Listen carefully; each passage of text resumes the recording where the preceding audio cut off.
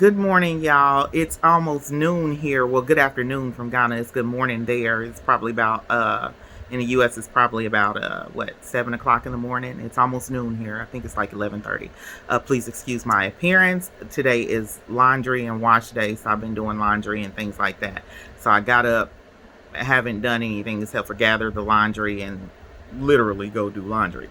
Okay, so here's the thing. Um I'm out there doing laundry. My fiance has dug a well. Um, and he and I had a talk last night, and we were talking about how some days he would come home from the farm and his mom would come home. They live in a family house. And so everybody, y'all, first off, United States, y'all know that the idea of the duplex, the triplex, and the quadplex came from family houses. Like literally, his family has a quadplex and they put their children in their own apartments when they were younger. But anyway, and that's where their children stay. Everything's paid for, and that's where their children stay until it's time for them to marry and build their home. They build their home, marry, and move out or whatever. But anyway, back to the subject. So I'm out there doing laundry, and they have the well at their personal home, their family home. And there's a public water supply. I think a borehole was drilled, and you can get water publicly. He said it's a little, not a long walk, a little bit away. While I'm out there doing laundry, when I'm preparing and taking everything out there, people are coming and going at their well. And I just literally fetched water early this morning. So I know how much water was in there when he and his family left to go work at his farm. So then as I'm filling up the hole, putting the bucket down in the hole to fill up the water, I'm dang near about to tip over into the well to get water. Now earlier, all you had to do is drop the bucket, you hit the water, pull the water up. And I'm like, wow. And so as I'm sitting there doing laundry, at least 5 people come get water. And one girl keeps coming and getting big buckets of water repeatedly. And so I went to go get more rinse water. And it was almost empty. It's not empty. It's plenty of water in there, but the rope wasn't long enough for the bucket to sink to fill up. So I then told the young lady after I got my water and sat down and she came back, I said, no more. And I told her, my fiance was upset about, they come home from the farm for their property. They want to bathe, they want to cook, and there's no water. I see why the people on the continent of Africa have big old fences around their house. It's not because of thieves will break in and kill you. It's because people will steal all your dang water. They'll help themselves to your food. They would be up in your kitchen, like literally. They have an outside kitchen. Their kitchen, everything here is outside. This is more of the farming community. So it's not a city. It's a farming / city environment. So you will find some houses on the other side of the road that have, kitchens and fully outfitted. But on this side, everything is pretty much, fetch water, bath houses, toilets, stuff like that. And your kitchen is on the outside because they do cooking away from the house, so it won't be hot. Well, anyways, I told the young lady, no more water. I told her. She looks at me and she says, one more. And I said, no. I told her my fiance said no more water. So then she looks at me and she looks real sad. And she's a sweet little girl. She really is. And her mom is like one of those, listen, I'm not going to use the name that we use in the hood, but we literally say they straight eating cheese. Yeah, they eating cheese over here in Ghana too, y'all. Don't let nobody tell y'all they ain't. They are. But her mom is straight eating cheese. Anyway, so she goes and says something to her mom. Her mom comes to the edge where the opening to their house is, and she looks at me real mean, and then she turns back around, goes back and says something to the lady about a brony, and a brony means white. It's a racial slur when it's used against a black person. It's like calling us the N-word. That and a kata.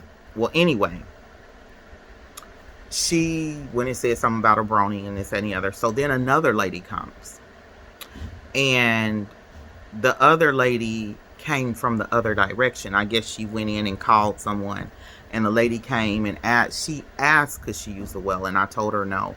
I said, I'm sorry. I let her know that my fiance said no, because the well is literally drained. Like, I'm done with laundry and I gotta wait for the well to fill back up so the bucket can drop in there and get water. So that's why I'm filming this, because I'm waiting on the well to start filling back up. Well, anyways, she goes away and she's like, oh, I said, I'm sorry, but no. So then they send another lady, and this other lady comes with a bucket, and she said she's going to get water, and I told her no. And she said, no, I'm getting water. I said, no. He said no. I told her that he said no. Now, once again, she walks away mumbling something, went in there and said, a brony, this, and the other, blah, blah. I don't care. Y'all pressed over water. I am counting my blessings at this point. They can't even make me mad. But anyway, so then I'm sitting there washing, and they send an elder with the bucket. Hold on. See, that's what I'm talking about. Somebody was touching the gate, said they needed the bucket. I said no. I bought the bucket up here. The bucket's inside of my house. Well, anyway, the elder came with the same bucket that the woman, it's a green color bucket that the woman had, who I had just said no to. And this is probably about 5-10 minutes later. The elder comes and she has the bucket. And I told her, I said no. I said, I didn't say no like that. I was like, I'm sorry. And I gave her my fiance's name. I said, he said no more. No more. Water low. He said no more. She looks at me and she went, And she said, one. She said, me, one. And I said, no. And she went, and went to go get the bucket anyway. So then I had to stand up and like I'm getting ready to go grab the bucket because she ain't getting it. And I said, he said no. So no. And she looks at me, looked me up and down, turned around and walked away. So then they're all over there going off, fussing, whatever, Obroni. And as I'm washing clothes, I look up because I can see in their walkway area right out front of there, in between their two doors. Why do they have like this big old bucket with a top? It's bigger than a 50. It's probably a 64-gallon container. And they took the top off of it and started digging water out of it. And it's full to the brim.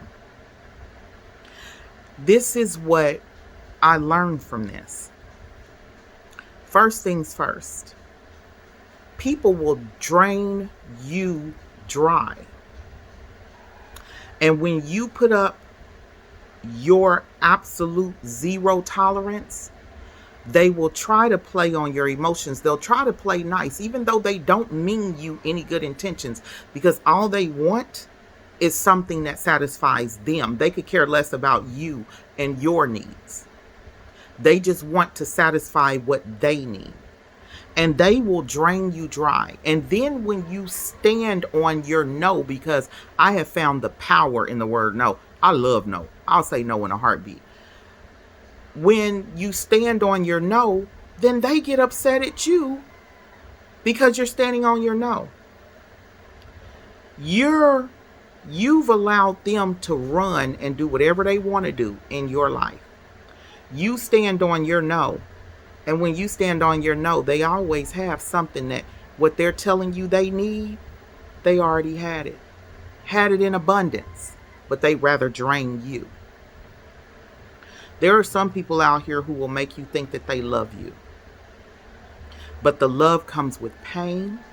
The love comes with heartache. The love comes with everything but all the good adjectives you want to use. Love comes with everything but all the good sounding and the good action verbs. And I need you, I love you, I need you, this and the other. No, you don't. No, you don't. You don't need me, because everything you need, you already got. You just want to drain me because you can. See, that's the thing about it. Sometimes when the well runs dry, it ain't because Now I see why old people always say you never miss your water till the well runs dry.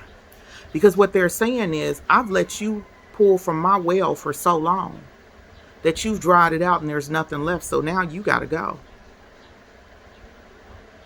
And people don't miss you until you give them the boot.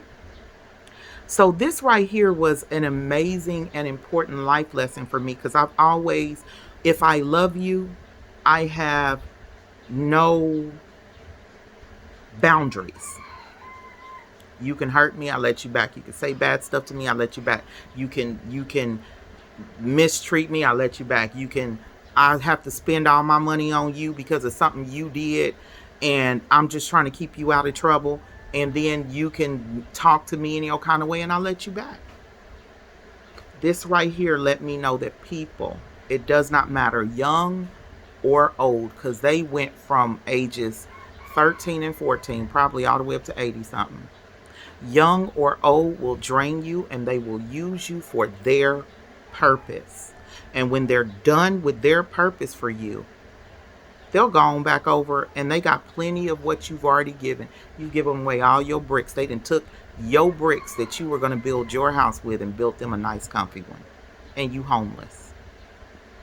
They done took your water that you were going to bathe and eat and clean up with, and it's dry. Your well is dry, and they done sucked up all your water, and you sitting there without. And they used your water to create water storages for themselves. And they're not going to open their water up to you. They're not going to. Those women have a big old container of water. They started dipping their buckets down in there and pouring. I'm like, they got all that water over there. Why are they coming over here? I've never seen them use that. I thought it was just a bucket sitting outside the house. Come to find out it's full of water. So that tells you, and that tells me, and I knew this trip was going to be healing for me, but I thought it was only going to be healing. Y'all excuse my appearance. This is how I wake up. This is what I look like when I wake up. So y'all excuse my appearance. But I thought that it was going to be healing for me physically. I didn't know my spirit was still being worked on. This gave me the power of no, despite if I've already told you yes. See, that's one of the things is I tend to say, well, I already told them that they could do this, or I already told them that I would allow this, or I already told them that I would do this. So I'm going to go, no. Boundaries. Boundaries are boundaries. And the fact that I have to sit in here and wait on that water to raise back up, and people were coming from everywhere and getting water, but they only do it when they're not here, especially my fiance. They wait and see that whole family walk out because they know them are some working people. And I'm here and they wait and see them walk out, and then they drain their well. So people will also catch you at a moment where you're fully not available for yourself, and they'll drain you.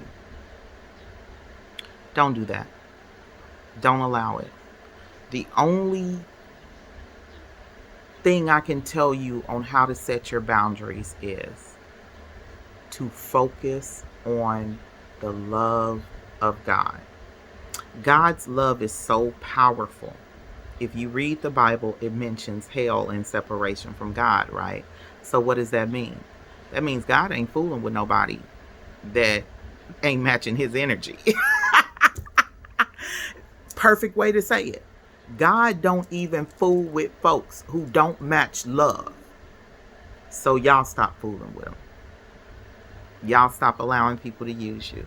And I love this. They all, man, I'm every brony in the book. I'll be that. What was that song? I'll be that. I definitely will be that. Trust me.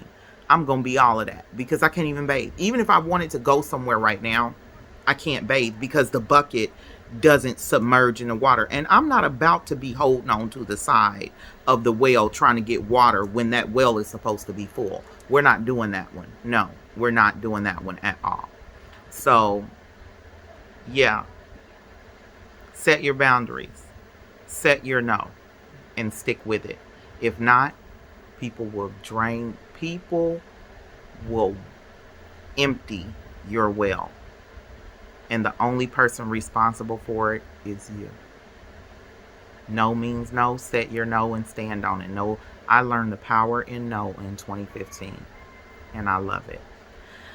Y'all take care. I'm waiting now. I gotta wait to do my dishes and mop and clean, and I got a little bit more washing to do, but I'm not gonna do no more washing because I might use up the water. I don't know when they're coming back, but yeah, I'll do the dishes, of course, and then take my shower and do my hair. So clean my hair so I can get on up out of here. But yeah, set your boundaries, y'all. Set your boundaries.